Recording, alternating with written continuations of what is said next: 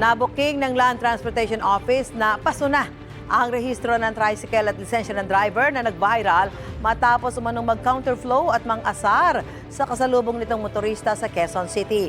Kinumpirma ng Quezon City Traffic and Transport Management Department na hindi nag-counterflow ang tricycle driver pero maharap siya sa patong-patong na reklamo dahil sa ibang paglabag sa batas trapiko. May unang balita, si Rafi Tima. Viral ngayon ang videong ito ng isang tricycle driver na nag-counterflow umano at tila inasar pa ang nakasalubong na driver.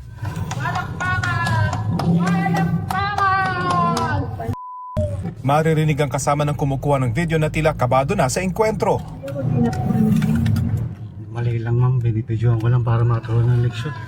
Ang Land Transportation Office naglabas ng show cause order para sa rehistradong may-ari ng tricycle at sa tricycle driver.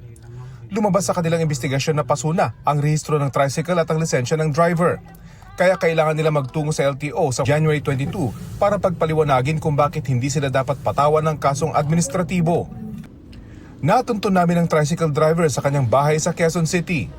Nangyari raw ang insidente sa westbound lane ng North Avenue bago makarating sa EDSA sa tapat ng ginagawang North Triangle Common Station. Paliwanag niya, hindi raw siya ang nag-counterflow.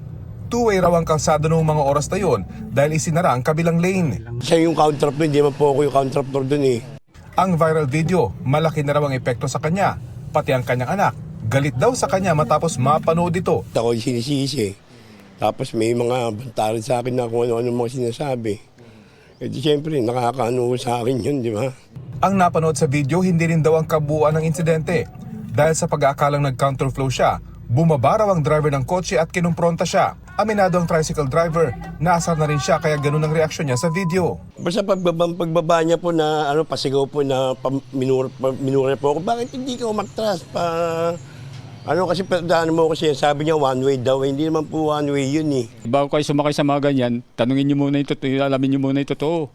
Pagkumpirma ng Quezon City Traffic and Transport Management Department, wala nga raw counterflow violation ng driver.